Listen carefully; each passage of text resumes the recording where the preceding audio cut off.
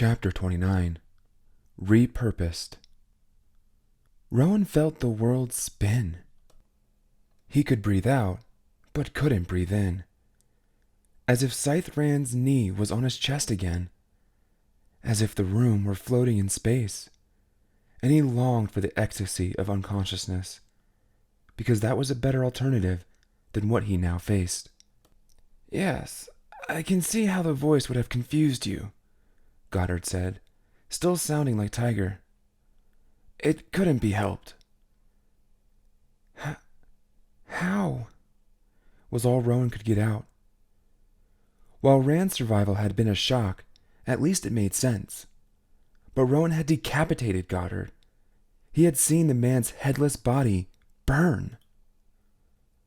But now, Rowan looked to Rand, who stood there in obedience to her mentor, and Rowan knew. Oh God, he knew. "You managed to decapitate me right at the jawline," Goddard said, "above the larynx. Thus, my old vocal cords are gone forever. But these will do." And what made it even worse was that Goddard wasn't wearing a Scythe's robe. He was wearing Tiger's clothes, all the way down to his shoes. It was intentional, Rowan realized, so there would be no doubt in Rowan's mind what had been done. Rowan turned away. "No, you must look," Goddard said. "I insist." The guard went behind Rowan, grabbed his head, and forced him to face the man in the wheelchair. "How could you do this?" "Me? Heavens, no," he told Rowan. "It was all Ein's idea. I couldn't do much of anything. She had the presence of mind to rescue the critical parts of me from the burning cloister. I am told that I was senseless for nearly a year, blissfully on ice.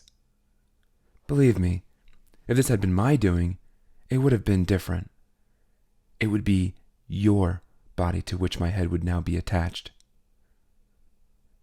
Rowan could not hide his anguish.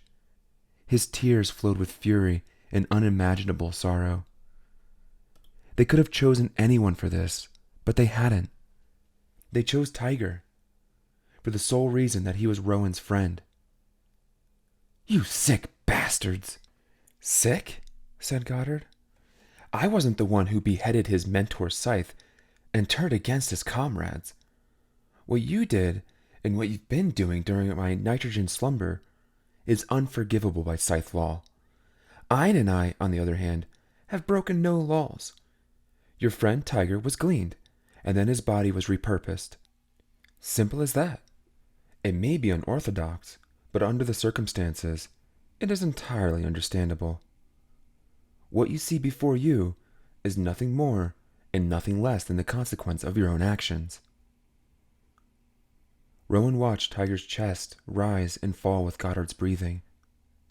His hands rested limply on the arms of the wheelchair. It seemed a chore for him to move them.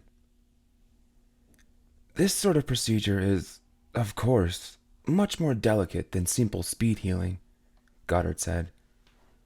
"It will take a few more days until I have full control of your friend's body." Then he struggled to raise his hand, regarding it as he flexed his fingers into a fist. "Look at that progress! I look forward to the day that I can take you on in Bokator. I understand you've already been helping to train me." Training. It all made a twisted sort of sense now. The sparring, the attention to Tiger's physique, even the massages. Like Kobe beef being prepared for slaughter. But there was one question left. Something Rowan did not want to ask, but he felt he owed it to Tiger. What did you do to..." Rowan couldn't even bring himself to say the word. "To the rest of him." Rand shrugged, as if it were nothing. "You said it yourself. Tiger wasn't much in the brains department. Everything above the neck was expendable." "Where is he?" Rand didn't answer the question, so Goddard did.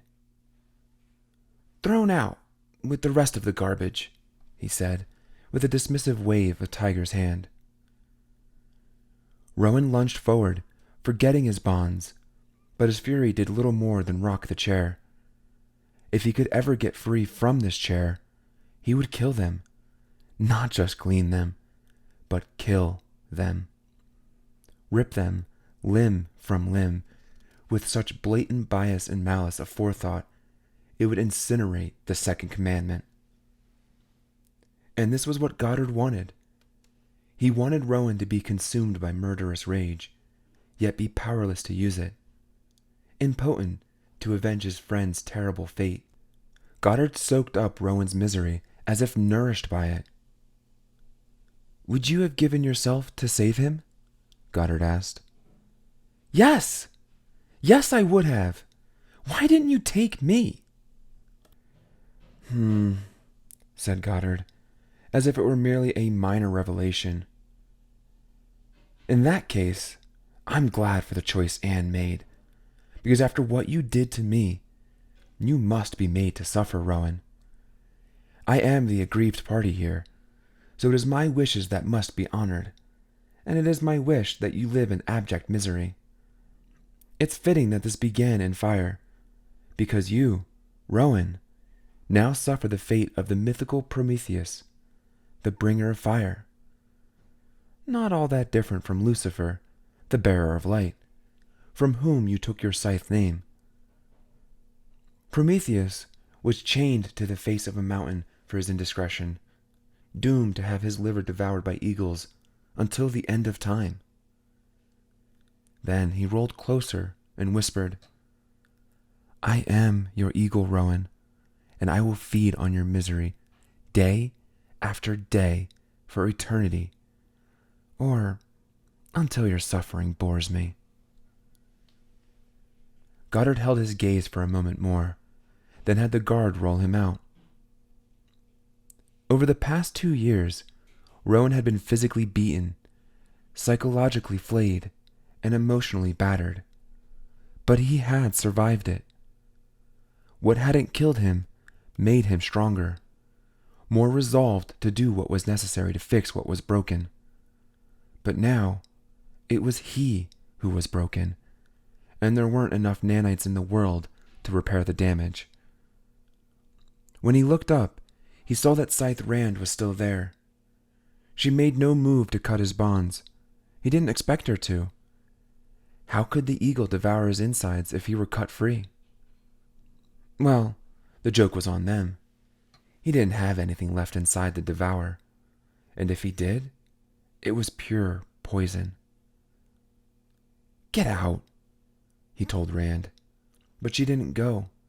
She just stood there in her bright green robe, a color that Rowan had come to despise. He didn't go out with the garbage, Scythe Rand said. I took care of it myself, then spread his ashes in a field of wild bluebonnets. Just saying. Then she left, leaving Rowan to find what solace he could from the lesser of two horrors.